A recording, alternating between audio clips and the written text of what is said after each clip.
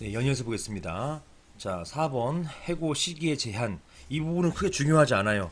법 규정이 다 나와 있기 때문에 이런 규정이 있다 정도만 보시면 되겠습니다. 자, 법 규정은 이렇게 되어 있습니다. 자, 근로자가 업무상 부상 또는 질병의 요양을 위해서 휴업한 기간, 그 다음에 그 후 30일 동안, 그리고 산전 산후 여성이 휴업한 기간과 그 다음에 그 30일 동안은 아예 해고 못하도록 만들어 버렸어요. 해고 절대적 불가능입니다. 근로자를 두텁게 보호하기 위한 것이고요. 이것을 절대적 보호하기 위한 규정, 이렇게 판례는 보고 있습니다. 그런데 문제는 여기 이하는요, 이런 예외 사유, 절대적 해고해서는 안 되는 기간, 이런 게 아닌 경우, 뭐 어떤 경우냐? 첫 번째, 휴업하지 않고 정상적으로 출근하고 있는 경우. 이런 경우는 뭐 여기 뭐 굳이 두텁게 근로자 보호할 필요성은 없다, 이렇게 보고 있는 것입니다. 그리고 또 휴업 중이라 하더라도 휴업의 필요가 인정되지 않는 경우, 이런 경우는 해고가 제한되는 휴업 기간 아님이 되겠습니다. 내용을 한번 쭉 읽어보시면 되겠어요. 휴업하지 않고 정상적으로 출근하고 있는 경우가 무엇인지, 그 다음에 휴업 중이라 하더라도 요양을 위한 휴업 필요가 없는, 이 필요가 인정되지 않는 경우 한번 보시면 되겠습니다. 자, 해고 시기의 제한 예외, 이것도 근기법 규정들이 있습니다. 제 2항 관련된 것인데요. 한번 읽어보시면 되겠습니다. 일시보상이라 하는 것은 주로 언제 나오냐면 산재에 나와요. 산재에 그 근로자가 다친 날로부터 어떤 뭐 산재 보험을 지급하거든요. 그런데 자, 이런 경우 특히 요양보상이라는 것도 지급하게 되는데요. 2년이 경과하도록 계속적으로 이제 회복되지 않을 경우에는 사용자가 어떻게 뭐 파산하지 않는 이상은 계속적으로 돌볼 수가 없어요. 따라서 자, 2년 경과 후에도 질병보상이 완치되지 않는 경우에는 어쩔 수 없이 일시보상 지급하도록 해놓고 있습니다. 이제 이때는 이제 근로관계가 종료되는 것이죠. 해고되는 것이고, 나머지 사업을 계속할 수 없게 된 경우에 뭐 천재 사변 등으로 인해서 파산했을 경우에 이때는 뭐 마찬가지로 해고에서 효과가 생겨버릴 수밖에 없습니다. 해고 금지 기간 중에 해고 예고 해야 된다는 것이에요. 해고 금지 기간 중이라 하더라도 해고 예고 가능하다라는 것입니다. 사에 따라서 산전 후 휴가 기간이 만료되는 날에 30일 동안의 기간은, 그때를 이제 만료되는 날, 그때 해고되도록 산전 휴가 기간 그 사이에 해고 예고를 할 수 있다는 얘기예요. 해고 예고 가능하다. 그래서 산전 후 휴가 만료 기간 되는 날 해고할 수 있게끔 하는 것, 예고는 그 이전에 있는 것이죠. 요거 허용된다라는 것입니다. 자, 위반의 효과는 무효이다라는 것입니다. 절대적 무효이다. 이게 통설 판례가 되겠습니다. 자, 넘어가시고 해고 예고 제도, 이것은요 실무상으로 대단히 중요합니다. 근데 학문상으로는 이미 정리가 돼버렸어요. 그래서 크게 중요하지는 않고 또 시험에도 많이 다루어지진 않아요. 또 게다가 또 이제 뭐 여기 있는 것만 보시면 되니까. 근데 실무상으로는 해고 예고 제도가 이제 문제가 된 경우가 종종 있습니다. 그리고 이게 이제 그 저도 옛날에 변호사 초기할 때 한 10년 전쯤에는 이 해고 예고 가지고서 민사소송 제기하는 경우를 종종 맡아왔어요. 그것이 요지는 이런 해고 예고 제도를 안 했다고 해가지고 그것이 부당해고 되는 것인가, 요거에 대한 쟁점들이었습니다. 자, 의 보시면 근로자는 해고 30일 전에 예고해야 한다, 또는 예고하지 않은 경우는 30일분의 통상임금을 지급해야 한다, 이렇게 규정되어 있어요. 자, 보시는 것처럼 예고하지 않은 경우 그러한 해고는 무효이다, 이렇게 규정해 놓지 않고요. 그냥 돈으로 해결되는 것처럼 규정되어 있어요. 이것 때문에 이제 문제가 되는 것입니다. 해고 예고 안 했기 때문에 부당해도고 해고다라고 해가지고 이것을 다시 부당해고로 인정해가지고 근로관계 종료가 안 됐다라고 볼 수 있는 것인지, 아니면 이미 해고 예고가 있든 없든 근로관계는 종료되고, 만약에 이 해고 예고 제도의 취지상 비용을 지급하는 것으로 그냥 끝낼 것인지, 이게 이제 문제가 됐던 것입니다. 자, 해고 예고 적용 제외. 자, 이건 적용이 안 되는 경우는 즉시해고일 경우에 천재지변 등의 이런 부득이한 사유로 인해서 사업 계속 불가능할 경우에는 굳이 뭐 우리 근로자들도 해고 예고 해고될 것을 미리 알고 있기 때문에 따라서 이런 경우는 해고 필요 없다라는 것입니다. 이 해고 예고의 취지는 그것이에요. 나 너 해고할 테니까 이제 직장 한번 알아봐라. 뭐 이런 취지예요. 그래서 30일 동안의 임금을 주면서 직장 알아볼 수 있게끔 해주는 거, 이런 어떤 근로자 배려 차원에서 나오는 그런 배려 차원을 이제 그 법 규정화한 것입니다. 자, 근로자가 고의로 사업에 막대한 지장을 초래한 경우, 이런 경우에는 해고 필요 없다라는 것입니다. 단기 취업자 보시는 것처럼, 자, 일용 근로자로서 3월 근로자하지 않은 자, 그다음에 2월 이내 기간 정하에서 사용된 자, 그래서 개월 제절적 업무에 6월 이내 기간을 정해서 사용된 자, 이런 것들이 있고요. 수습 사용된 지 3개월 이내 근로자에게는 적용되지 않는다. 되어 있고, 종래는 월급 근로자로서 6월 되지 아니한 자에 대해서도 자, 해고 제도 적용되지 않는다라고 봤다가 이것은 위헌 판단 나왔습니다.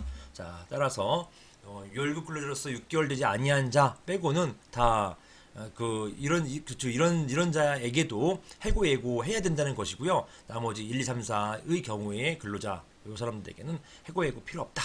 이렇게 보겠습니다.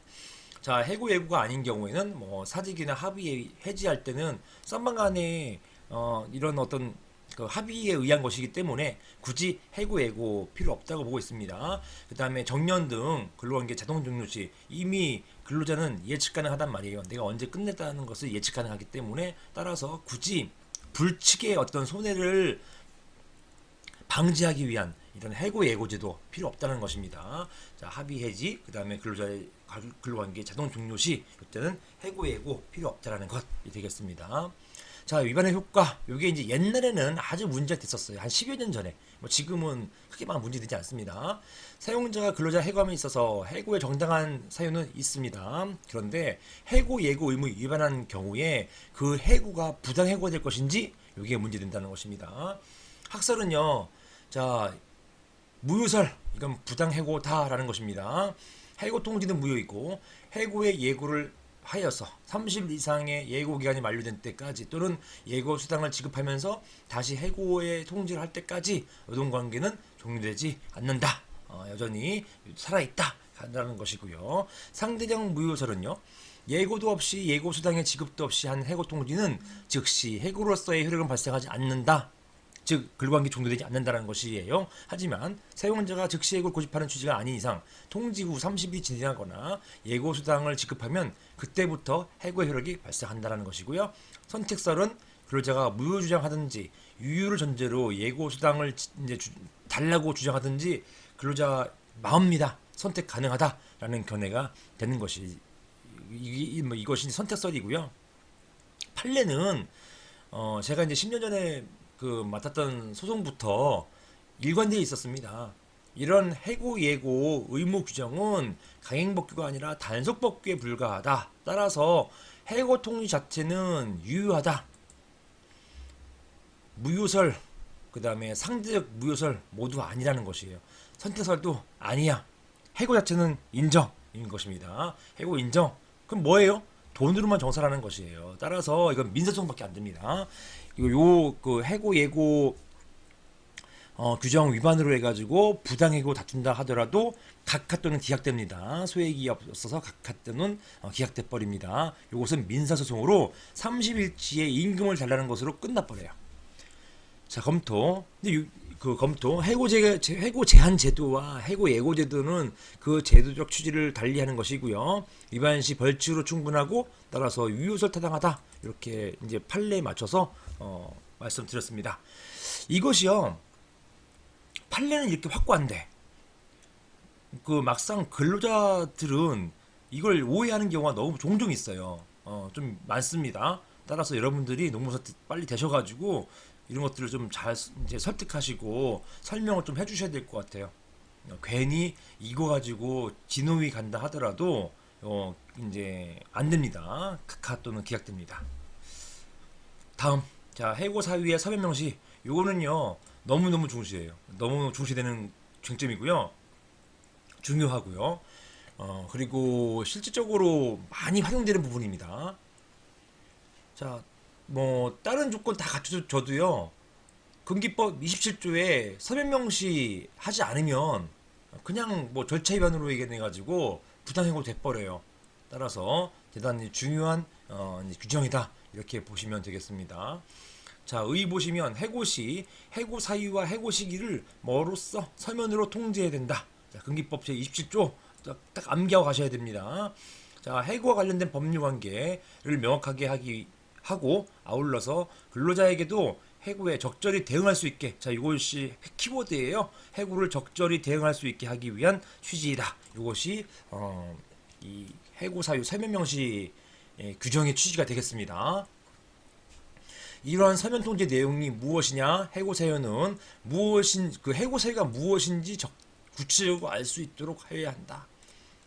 그리고 단체 협약이나 취업 규칙 조문만 나열하는 것 충분하지 않다. 관련된 판례 여러분 볼 것입니다. 조문만 나열하는 것 의미 없어요. 그 구체적으로 뭐 위반이라는 것 이것이 상세하게 나와줘야 된다는 것이고요. 옛날에는요. 제가 이제 그 사건 한 3년 전에 어떤 무슨 모 항공사 어떤 그 항공사 사무장이죠.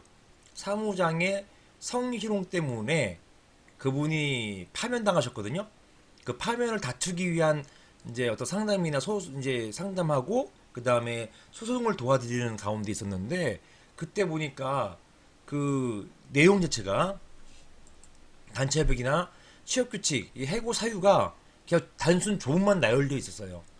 따라서 이것은 뭐 명백하게 절차 위반으로서 이제 문제가 될 수 있는 그런 부분이 있었습니다. 해고 시기는요, 해고 시기, 해고 연월이 이것을 구체적으로 적시해야 된다. 뭐 당연한 것이고요. 자, 서면 통지 방법과 시기, 통지 방법은요, 반드시 서면으로 해야 되는 것입니다. 서면. 보통 우리 생각하고 있는 그런 어떤 종이 이런 것들을 말하는 것이잖아요. 그런데 최근에는 이런 서면이 이메일까지도 포함시켰어요. 왜? 이메일은 다른 말로 뭐라고 합니까? 이메일은 영어잖아요. 이것을 뭐 한글로 바꾸면 물론 한글은 아니고 한자지만 이것을 전자문서라 합니다.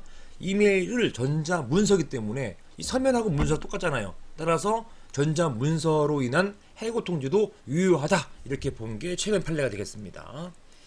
이런 서면은 근로자가 받아야 된다, 도달해야 되는 것이고요. 최근 판례는 상대방의 동의 없이도 상대방이 해고 내용이 담긴 이메일을 수신하였다면 해고 문서가 송달된 것으로 보아서 해고의 서력을 인정하기 시작했습니다. 자, 국도 산업 완전 사례인데요. 근로자와 사용자가 근로자 해외 연수 기간 중 이메일로 교신해 왔었고 사용자 근로자에게 해고 사실을 기재한 이메일만 발송한 것이 아니라 해고의 사유가 담긴 인사위원회 의결 통보서도 첨부해 발송했다. 근로자가 종전과 같이 이를 정상적으로 수신하여 확인했다면 지금은 상대방 수신 기능 다 확인할 수 있잖아요. 그죠? 이러한 이메일에 의한 해고 통지, 서면에 의한 통지로서 유효하다. 이렇게 보았던 것입니다. 여기 위에 판례가 상대방의 동의 없이도 뭐 이런 표현을 썼어요. 이게 무슨 말이냐면 여기 왜 나왔냐고 말씀드리면 이게 이메일에 의한 어떤 그 통지가 유효하기 위해서 이거 유효하기 위한 어떤 조건을 규정한 이제 법조항이 행정절차법밖에 없습니다. 현재로서는요. 행정절차법에는 뭐라 되어 있냐면 자, 이 상대방이 동의했을 때 국민이 동의했을 때 그 경우에는 이메일에 의한 어떠한 통보도 보통 행정청에 국민에 대한 통보는 모두 서면으로만 해야 되는 거거든요. 그때 상대방 즉 국민이 동의한 경우에는 서면이 아닌 이메일에 의한 전자문서에 의한 통보도 가능하다. 이렇게 규정되어 있습니다. 그래서 그때는 상대방의 동의가 하나 요건이 되는 것이에요. 상대방 동의도 없이 행정처분을 이메일을 해버리면 그 의미 없습니다. 안 되는 것이에요. 그것 때문에 요 지금 노동법에서 요 노동판례에서 상대방 동의 없이도 이런 표현을 썼던 것이에요. 요 판례에서는 굳이 상대방의 동의가 있든 없든 상관없이 이메일에 의한 해고 통지 가능하다 이렇게 봤던 것입니다. 그래서 이 상대방 동의란 말이 왜 갑자기 나왔느냐 거기에 대해서 설명드린 것입니다. 자, 통지 시기 제한이 없습니다. 서면으로 해고 사유와 해고 시기를 적어서 근로자에게 해고 예고한 경우에 자, 해고에 대한 서명 통지의 취지가 달성된 것으로 보아야 할 것이기 때문에 별도의 해고 서명 통지 필요하지 않다. 요거 되게 중요해요. 그래서 여러분들 시험보다 뭐 케이스 같은 거 푸시다가 헷갈려 하시는 분 계십니다. 보통 서면 해고 통지할 때 마지막 해고 그 결의하고 그 다음에 그 결의 내용을 서면으로 통지하는 경우 그건 당연히 안 되겠죠. 하지만 그 이전에 항상 어떻게 하냐면 해고 예고할 때요. 보시는 것처럼 그 해고 사유, 해고 시기를 적어서 근로자에게 해고 예고한 경우 이런 해고 예고 통지를 하는 경우가 있거든요. 해고 예고 통지하는 것 이것도 서면 해고 사유에 서면 명시가 된단 말이에요. 그래서 별도로 해고 서면 통지를 별도 보낼 필요가 없게 되는 것이어서 만약에 시험 문제에 이런 해고 사유, 해고 시기를 적은 해고 예고 통지서가 날라간 것으로 만약에 설문이 나와 있다 한다면 이거 해고 사유 서면 명시 된 것으로 보고 푸셔야 되는 것입니다. 그리고 이러한 그 문제는 해고 사유 서면 명시 쟁점이 포함된 것이라 보는 것이에요. 따라서 여러분이 이거는 해고 서면 명시 서면이 아닌데 이렇게 보시고 해고 예고에 불과하지 해고 사유의 서면 명시 문서가 아니지 않느냐 이렇게 승득하시고 해고 사유 서면 명시 쟁점을 누락하시면 안 된다는 것입니다. 자, 위반의 효과 벌칙은 없고요. 다만 사법상으로는 무효가 된다. 이거 되게 중요하기 때문에 이게 뭐 해고에 있어서 빠뜨리면 안 되는 중요한 규정이 되는 것입니다. 절차상 규정이 되겠습니다. 자, 구제 신청 가능하고 이런 위반의 효과로서 이게 부당 해고가 되기 때문에 당연히 원직 복귀와 임금 소급 지급 하게 되는 것입니다. 자, 죄송합니다. 부당 해고에 대한 구제는요. 첫 번째 노동위원회에 의한 행정적 구제가 있고 법원에 의한 사법적 구제가 있습니다. 양자 모두 선택해서 할 수가 있는 것이죠. 그럼에도 불구하고 노동위원회에 행정적 구제를 청구하는 이유는 일단 그 행정적 구제가 굉장히 빠르고요. 노동위원회가 거의 신청하면 3개월 이내에 판정을 내려주고요. 그리고 가장 좋은 것 비용이 없습니다. 법원 같은 경우는요 청구하려면 인지대 손달료가 있어야 되잖아요. 그런데 노동위원회 행정적 구제 신청할 때는 비용이 필요 없어요. 그러니까 이게 이제 좀 문제는 됩니다. 거의 남발이 되는 경우도 많아요. 특히나 구제 신청했다가 중간에 화해나 아니면 그냥 취하하는 경우가 굉장히 많습니다. 심지어는요 신청했다가 다박상 당일날 출석도 안 해요. 그런 경우가 뭐 있습니다. 그래서 근로자가 출석 안 하는 바람에 사용자만 혼자 나와가지고 멀뚱멀뚱 있다가 가버린 경우도 있습니다. 그래서 이제 노동위원회에서 이거는 좀 너무 이런 신청권을 남용하는 거 아니냐, 소정의 어떤 금전을 받아야 되는 거 아니냐, 뭐 이렇게 이런 의견도 나옵니다만 또 한편으로는 근로자를 보호하는 취지상 일단 국가가 이런 관련된 비용들을 부담하고 근로자의 구제를 위해서 무료로 하는 것 이것도 의미가 있기 때문에 당분간은 이런 무료가 될 것 같습니다. 유지될 것 같습니다. 자, 이런 노동위원회에 행정적 구제가 있다. 자, 대상은 부당해고 등 징벌과 그 다음에 인사처분이 되는 것이고요. 신청인은 부당해고를 당한 근로자가 신청이 되겠습니다. 자, 그리고 노동조합은 불가능하다. 이거는 이제 그 노동조합은 노조법상 청구할 때 그때 이거는 부당해고 청구기 때문에 개인인 것이고 이 개인에 대한 것을 조합이 할 수 없다 이런 의미인 것이지 노동조합이 구제 신청 못한다 이것은 아니에요. 노동조합도 구제 신청 많이 합니다. 다만 그것은 노조법 관련된 부분에서 구제 신청하는 것이죠. 신청 기간은요 부당해고가 있었던 날로부터 3개월 이내에 신청해야 되는 것이고요. 이 기간 지나버리면 각하됩니다. 자, 해고 예고 시에는 예고한 날이 아니라 직접 해고가 된 날, 이때부터 기산점이 이제 시작됩니다. 3개월의 기산점, 이게 이제 시작되는 날이 있지요. 따라서 해고 예고한 날이 아니라 실제로 해고된 날, 이때부터 3개월 이내에 구제 신청해야 한다는 것입니다. 자, 구제 신청서 접수하면요 지체 없이 조사관님들이 계세요. 조사하고 신문을 실시하고요. 이 조사 보고서를 공익위원에게 저 같은 사람에게 이제 주십니다. 제가 이것들을 검토하면서 심판에 임하게 되는 것이고요. 자, 심판하지 않고 중간에 화해하거나 또는 심판 도중 화해하는 경우도 많이 있어요. 자, 신청 또는 직권으로 화해 공고 가능하고요. 당사자 수락 시에 재판상 화해, 즉, 요 말은 무슨 말이냐? 재판상 화해라는 말은 더 이상 다툴 수가 없게 되는 것이에요. 대법원 확정 판결과 같은 효력을 갖게 되는 것입니다. 재판상 화해의 효력이 발생한다. 자, 판정은요, 원집 복직하라. 그 다음에 임금 상당액을 지급하라. 자, 미지급 임금 지급하라는 것이고요. 자, 금전부산 명령은요, 이분이 원집 복직 안 할 때예요. 그 전제가 있습니다. 원집 복직할 때는 그냥 임금 요 1, 2번이 같이 세트고요. 3번은 1, 2번하고 별도입니다. 즉 금전부선 명령은 나 이제 그 회사로 들어가고 싶지 않아. 그 사용제도 싫고 따라서 부당해고를 인정해주고 그 다음에 미지급 임금을 지급하라는 취지. 이 미지급 임금을 금전보상이라고 합니다. 금전보상 해달라는 취지. 요거 명령을 신청하는 경우도 종종 있습니다. 그 다음에 불복 및 구제명령 등의 확정, 구제명령서나 기각결정서 통지받은 날로부터 10일 이내에 중노위에 재심 신청 가능하고요. 만약에 그렇지 않을 경우에는 이게 확정됩니다. 자, 중앙노동위원회의 재심 판정에 대해서 사용자나 근로자는 재심 판정서 송달받은 날로부터 15일 이내에 행정소송 제기할 수 있게 되는 것이고요. 이게 이제 특별행정심판 절차잖아요. 지방노동위원회, 중노위원회 절차가 특별행정심판 절차이기 때문에 중노위의 재심이 있는 날로부터 15일 이내에 행정소송 제기가 가능한 것입니다. 그러나 이들 기간 이내에 재심을 신청하지 않거나 행정소송 제기하지 않으면 자, 이런 구제명령, 지실판정 이런 것들은 이제 확정되게 되는 것입니다. 자, 확정된 구제명령 불이행 요거에 대해서는 별도로 이제 보겠습니다. 자, 법원의 사법적 구제 보시는 것처럼 자, 행정적 구제 관계 동시일처 가능하고요. 선지 청구 가능하고 아무 문제 없습니다. 다만 법원의 판단이 우위에 있게 되는 것입니다.